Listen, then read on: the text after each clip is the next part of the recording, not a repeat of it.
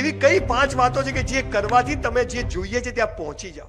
450 બાયોગ્રાફીમાં લખ્યું છે. ગુરુજીએ, વોસ્પન્સ્કી, Bernard show, તિરુવલ્લુવર આવા મહાન લોકોને વાંચ્યા. એમણે કીધું કે આ કરો, બધું જખ મારી આવશે. આજે સાહેબ મારા જેવા એક નોન પ્રોફેશનલ માણસને તમે લોકો ઉભા થઈને તાળીઓથી વધાવો કે તમે લોકો મને સાંભળવા આજે અહીંયા આવીને બેસો. એ મારી વાત નથી, એ શબ્દો છે. હું સારું નથી બોલતો, તમે સારા છો એટલે તમને મારી વાત ગમે કે આ માણસ બરાબર કહે છે. હું જે કહું છું એ આ માણસ કહે. અને એટલે બધા જ સારા છે પણ કોઈ કહેતું નથી. બધા દારૂ પીવડા છે, આમ કરો ઢેગડું કરો, ગંગામાં નાહી લો એટલે પાપ ધોવાઈ જાય. જ્યાં સુધી ગંગા હશે ત્યાં સુધી લોકો પાપ કરવાના કે ત્યાં સુધી ધોઈ આવવાના. બધું ચાલે છે પણ પાયાની વાત કોઈ કહેતું નથી. હું આજે તમને પાયાની વાત કહેવા આવ્યો. મને 10 વર્ષની દીકરી પણ સાંભળે છે, પગે લાગે છે, અને 80 વર્ષના બાપ પણ અમેરિકા જેવું તો કાલ પણ કિસ કરે છે કે બેટા તું બહુ સારું કામ કરે છે. આનાથી મોટી જીવનમાં કોઈ સફળતા હોઈ શકે નહીં. તમને કહું છું, લાઈફ ઇઝ સો બ્યુટીફુલ. ક્યારે રિગ્રેટ કરશો નહીં કે કેમ આમ થયું. તમે જ્યારે એમ કહો છો ને કે કેમ આમ થયું, ભગવાન કહે છે જખ માર. મેરા હૈ સો જાવે નહીં, જો જાવે સો મેરા. આપણું ધાર્યું થાય આપણે ખુશ, આપણું ધાર્યું ના થાય ભગવાન ખુશ. પણ આપણે તો તમે આ શ્વાસ લો છો એ તમારો છે ને, હે લો રોકી નાખજો અડધો કલાક, નહીં લેવો, રોકી શકો તો શેની હવા અને શેનો પાવર ને.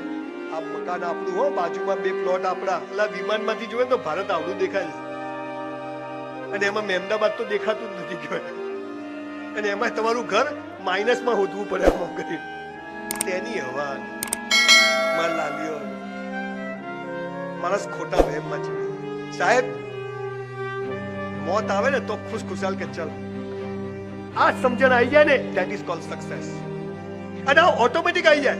જો તમને સાયકલ ના આવડે તો તમે પડી જાઓ, બાપા ગમે એટલી પકડે, પણ એકવાર આવડી જાય ને તો 2 હાથ છૂટા રાખી તમે સાયકલ ચલાવી શકો. અહીંયા એક ભેંસ ઊભી હોય, હું લઈને ઉપર ચડી જાઉં તો કોઈ ચડી શકે, પણ એનું બચ્ચું હોય એને લઈને કહું તો બધા ચડી જાય. એ બચ્ચાને લઈને તમે રોજ ચડો ને વર્ષ સુધી, એ ભેંસ થઈ જાય તોય તમે ચડી જાય. આપણને પ્રેક્ટિસ નથી. આપણને જીવનની તકલીફો મુસીબતો સામે કેમ જીવવું એ ખબર નથી. અને આ પુસ્તકો 5000 વાંચ્યા સાહેબ. મારા ઘર કરતા મારી લાઇબ્રેરી રોજ સવારે 100 દંડ મારું, 100 ડિપ્સ મારું. હું હમણાં અહીંયા આવ્યો તો બહાર પાનનો ગલ્લો હતો, 2 છોકરા ઉભેલા, આટલે પેન્ટ પહેરે. મેં એનું પેન્ટ પકડ્યું, મેં શું છે, મને કે લો વેસ્ટ. બધું સલાહ તારે વેસ્ટ જ ક્યાં છે, ખેંચો તો ઉતરી જાય. 2 બટન ખુલ્લા, પાસળીઓ દેખાય. દેશ માટે કરવું, તારા માટે કર. જિંદગીનો અસલી નશો ના હોય ને એટલે ડુપ્લિકેટ નશા કરવા. અસલી નશો ચડાવો કે 84 લાખ યોનિઓમાં જખ માર્યા ત્યારે એક મનુષ્ય જન્મ મળે. અને એવું ને એવું ભગવાનને પાછું આપવું ના આપવું.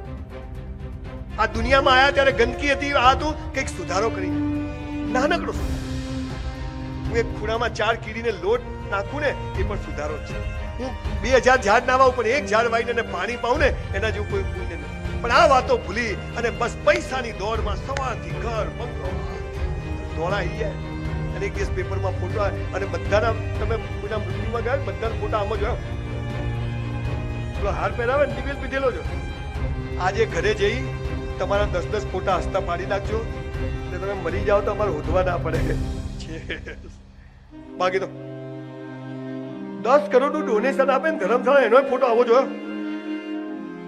અને આપણો તમે ઊંઘમાં ફોટો પાડો આમ જ આવે.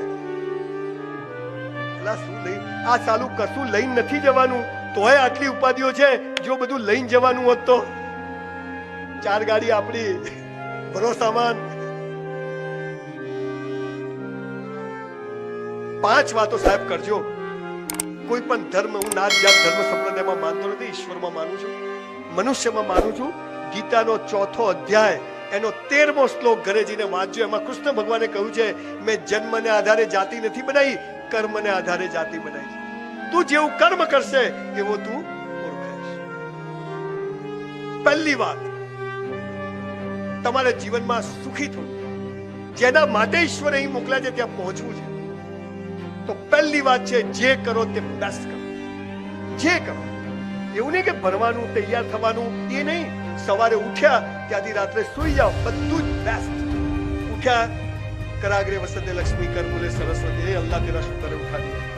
એમાં શું ઉઠાડે કેટલાય નહીં ઉઠતા હવાર ગયો થેન્ક યુ મજા કીધું કોઈ દાડો થેન્ક યુ કો મસ્ત તૈયાર થવાનું નાઈ ધોઈને નવા કપડા રોજ પહેરવાના 2 જોડી કપડા હોય પણ ધોઈને જ પહેરવાના મોજા તો ખાસ ધોઈને પહેરવાના ઘણા તો બૂટ કાઢે ને મરેલો જીવતો થઈ જાય બાપા પાછો કે ગંધ આ સાલા તારામાંથી જ આવે છે આપણા રસોડા કરતા આપણું ટોયલેટ બાથરૂમ ચોખ્ખું હોવું જોઈએ આપણા બહાર કરતા અંદરના કપડા ચોખ્ખા હોવા જોઈએ બહુ નાની વાત કહું છું તમને મોટી મોટી વાતો કહેવી ને બહુ સહેલી છે પણ સાવ નાની નાની વાતો કહેવી ને બહુ અઘરી છે કોઈ કહેતું જ નથી જે કરો ચા પીવા બેટા મસ્ત ચા પીવા 11 વાગે ઓફિસ જવાનું 11:15 પહોંચી જવાનું કોઈને ટાઈમ આપીએ 10 મિનિટ પહેલા પહોંચીએ ના પહોંચાય ફોન કરવાનો નહીં પહોંચવાય જે કરો પિક્ચર જોવા જાઓ સિસોટી માતા ના આવડે જતા જ નહીં આ શું કથા છે બમ ભમાઈ મારવાની સાલા ઝુકેગા નહીં બાજુ વાળો કે ચૂપ રહે તું ચૂપ રહે માર ખાશે સાલા એટલે 300 રૂપિયા આવે સીટ પર ઉભા થઈ નાચવાનું હું તો મજા કરું થિયેટરમાં જઉં તો સિસોટી આવી હો આઈ ભાઈ આઈ હોય જ મારા જેવી નોટો કોઈ સવાલ જ નથી મારી કરવાની નહીં કહેવાની જો મેં અમદાવાદ નો છું ભાઈ શાંતિથી જીવ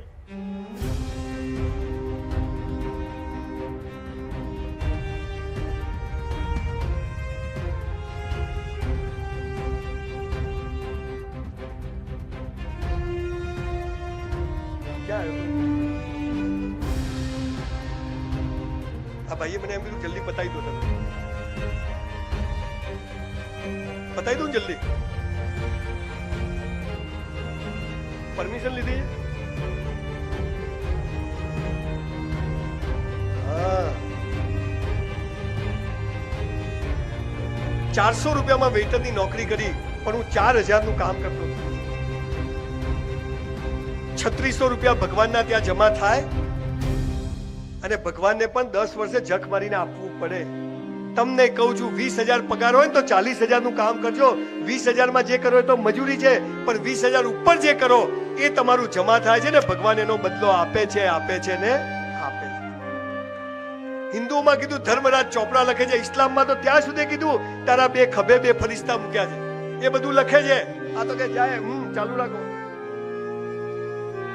જે કરો તે બેસ્ટ કરો નાનામાં નાનું કામ જમવા બેઠા મસ્ત જમવાનું એક દાણો એઠો નહીં મૂકવાનો લગ્નમાં જાઓ તો કે ઘરમાં બેસો કશું એઠું નહીં મૂકવાનું પણ આ બધું બેસ્ટ કરવામાં લોકો ડુપ્લિકેટ જીવવા માંડ્યા બધું જીવન બીજાને બતાવવા જીવવા માંડ્યા તમે જુઓ પાપ અને પુણ્યની એક વ્યાખ્યા ચાલે